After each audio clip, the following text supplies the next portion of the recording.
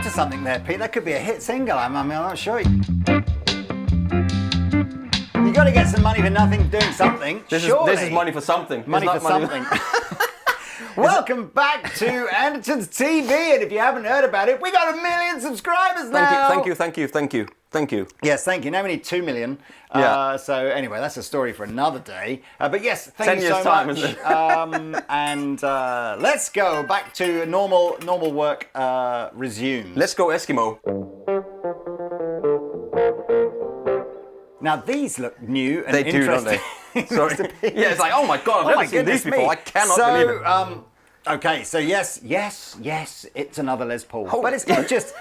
It's not just any other Les Paul. That glorious one. There. There is some good news. So back in the 50s, obviously everybody knows, Gibson released the Les Paul, and then actually I thought the Les Paul Custom maybe came out a little bit after this, but apparently in 53 they did like a sort of a blinged up version. Apparently Les Paul wanted a black version, so they did the Les Paul Custom this one here, with the multiply binding and the gold hardware and all that kind of good stuff. And then as through the 60s, obviously the Les Paul kind of disappeared for a bit, and then in the 70s, whilst Gibson were moving from Kalamazoo to Nashville, or after they moved, to Nashville, they reintroduced the Les Paul with a few tweaks, which is what we're going to be talking about today. These are 70s reissued Les Pauls. Mm-hmm. But probably the bigger exciting news is that for the first time in, honestly, as long as I can remember, it might have even been for the first time in 20, 25, 30 years, this range of Les Paul Customs are available from the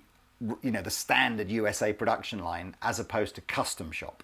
Oh, so has there never been that before? Well, for as long as I can remember, the only way to buy a black or a white Les Paul Custom, or a wine red one, or you've got the wine red, haven't you, is in the custom shop. And as you know, custom shop prices across Fender and Gibson and all the brands have gone up a lot. Yep.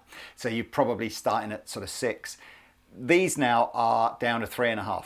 So it's obviously still a reasonably expensive it's still a lot of money. But it's now, it sort of makes sense. You have your Les Paul Standard, you're going to part with sort of 2,500-ish, and then Les Paul Custom, extra £1,000, but more stuff. Oh, it's so nitro we'll as well, take you through. It is. It's absolutely nitro finished. Now the spec on this is taken from the 70s one. That's fine. So they've gone away from the all mahogany body to having a maple top. Okay, so it is a mahogany body with a maple top. So none you can see that. None of this is chambered. It's just it's kind of as heavy as you might expect it to be. 8.5, 9 pounds. It's a maple neck. Okay, right. It's T-type Alnico 5 humbuckers called calibrated humbuckers, which I'll talk a little bit more spec-wise. All the orange drop capacitors and also the good wiring that they're using on the USA stuff. Ebony boards, you've obviously got this slightly different decal or inlay, at the top, and the block inlays on the board. Is this the 70s style neck? Was that it's slim in it? It's not slim, but it's slimmer.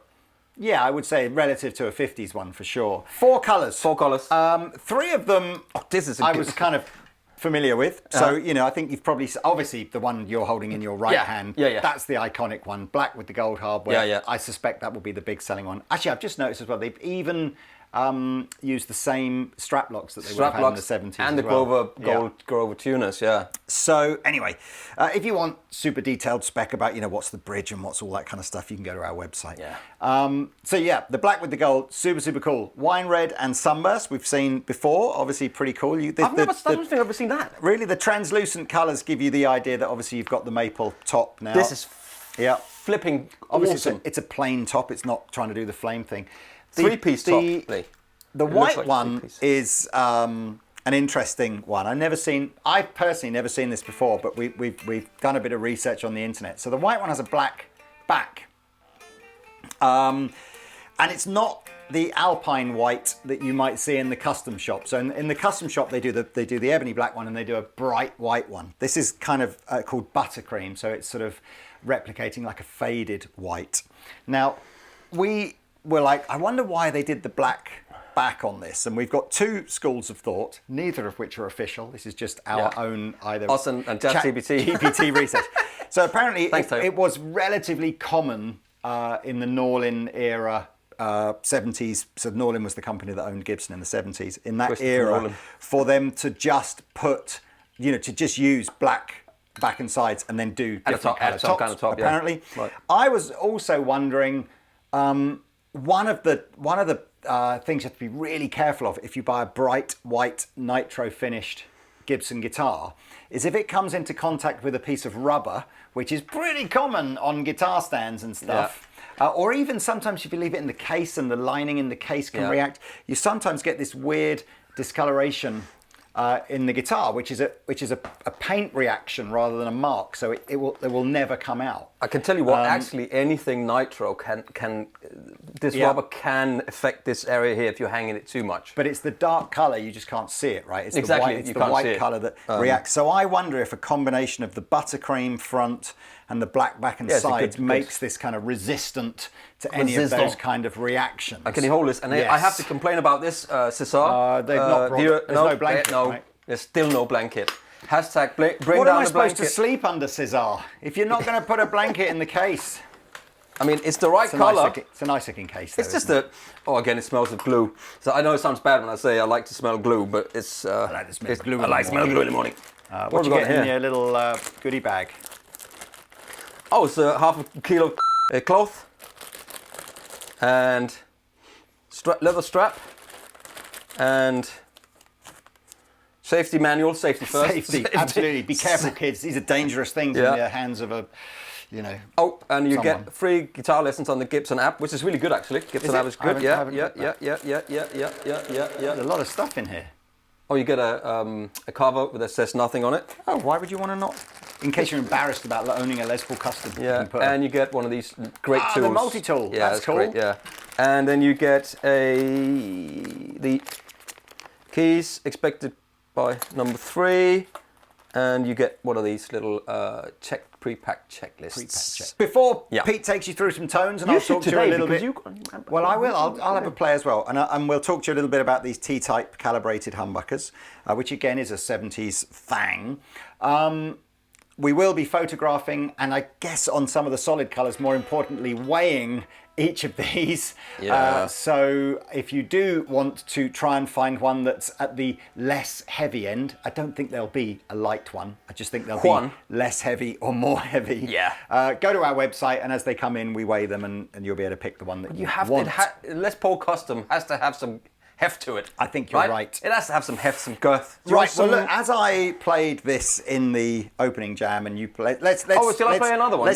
Why not? Just so people get to see what a handsome Danish man looks like whilst playing a. Look how Pete immediately goes from a 7 to an 8 just by picking up. And I would say 4 to a 5 basically. It's like immediately. I jump up 2 spaces. 2 spaces, yeah. Right. So T-type pickups says on the interweb, it is an Alnico 5 magnet, 2 conductor wiring, which means you don't get any pushy-pulley things. Thank goodness for that. They were made between 1966 and 1979. Says here they use polysol wire and Alnico 5 magnets, just like the original T-tops. Some of the most popular pickups Gibson's ever made. Actually, ChatGPT gave me a bit more, information about it, but everybody's ChatGPTing. But I think they talk about them perhaps having good clarity compared to a PAF or something like that. Why don't we hear it? Yeah, let's hear it. It's quite bright actually. That's the Brits neck pickup.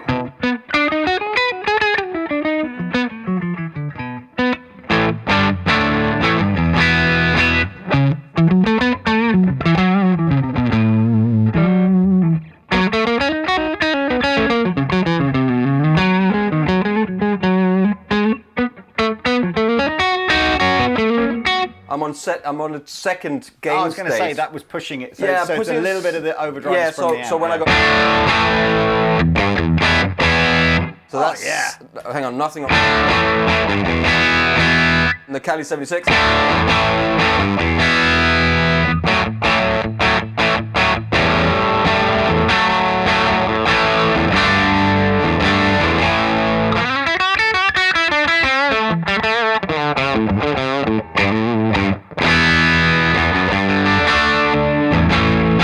It's quite fat. I've realised why I'm not as good at you, because my compressor settings are slightly different. It's a different compressor as well. Mine is a stacked one. Oh, mine is 2 and I'm going 1 into the other. That's why then, isn't it? It's nothing to do with how more you've practiced. It's the I've got, instead of a human centipede, I've got a compression centipede. It's one into the other. Let's put a tube scream on top of that.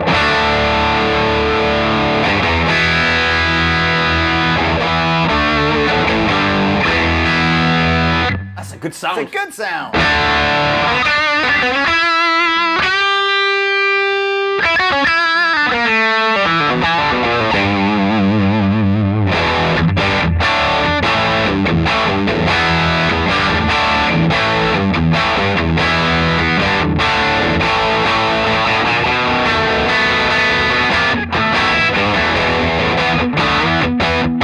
That's a proper rock sound, isn't it?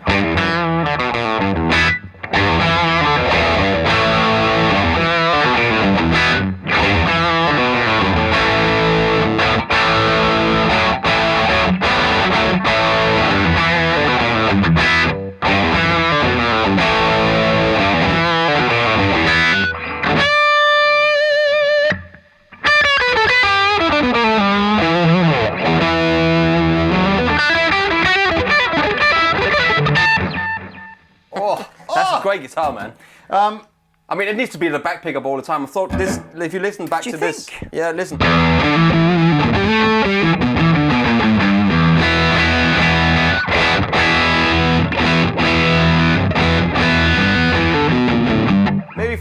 Maybe it's more bluesy in the neck.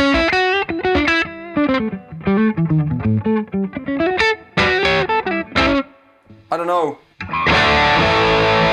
That's why I would have it most of the time. I like you know? it. I mean, what I love about the Les Paul is just it goes everything from jazzers like Les Paul through to, you could be Steve Jones in the Sex Pistols, you could be Kirk Hammett in Metallica, you could be Gary Moore. It's just like, you could be Mark Knopfler. It's such a versatile guitar. Yeah, it is. What rhymes with Knopfler? What rhymes with Knopfler? Muffler? A muffler, yeah. On your car, obviously. In Danish, kartoffler. What's that mean? That's potatoes. Mike Knopfler, kartoffler. Just through a different amplifier, and this is, again, I've got the compressor on.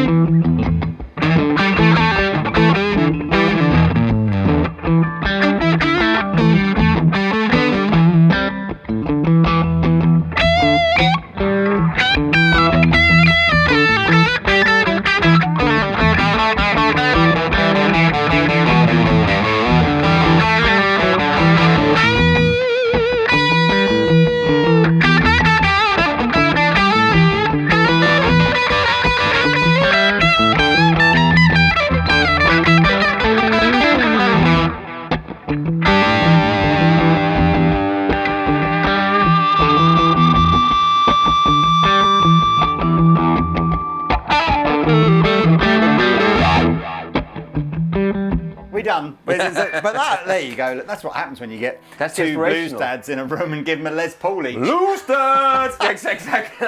Okay. Favourite neck, look at that. Favourite neck. Sorry, because it strike my eyes. Oh, you like the way they do the burst on the back of the neck? That's pretty cool, burst isn't back, it? back burst. Well, I mean, you heard enough yet? I mean, I think that's the... We have 1 million subscribers now. We do whatever we want. We can make it as long as we want, as short as we want, or we can say whatever we want. Look, the 70s, I mean, the 70s is the best decade there ever was, because that's when I was born and that's when he was born. No, actually, no, that's not true. You were born in the 1990s, weren't you? Yeah, 95, 6, 7, yeah. And these look like cool guitars. Like I say, I would just, check the weight out. It's like, It'll be over 8 pounds, but at least 8.5, well, 9. much more. I think, maybe 10? I think there'll be... Maybe. There'll be lighter Les Pauls within the Les Paul range if you go for a different spec. But yeah, the 70s thing was the decade of real men. It was. That now if you see them walking around, you just go like, oh my God, I wish I'd had a lighter guitar when I was 17. But anyway. I have to, before we go, but I've got a picture of me with my first Les Paul. And we're gonna get that on screen. That was a '76 Les Paul. Oh. Yeah, but it was not. It was just a standard Les Paul tobacco burst. Why did you sell that? That was the year of your birth. Because I know when I walked into the shop and there was a pink Kramer, and I've swapped it, and it was so stupid, and I forgot it. I remember walking home, and my dad was going. You walked up the stairs, I could just hear it. Just by the way, if this video comes out pretty soon, and you're like, oh, I wonder what's on Lee's pedal board. I put a full pedal board rundown on my Instagram page yesterday. So go and look on my Instagram page and scroll back till you see the post called My Pedal Board. My Pedal Board. And it tells you about what's on it. I'll find this picture and we'll put it up. We'll put it up.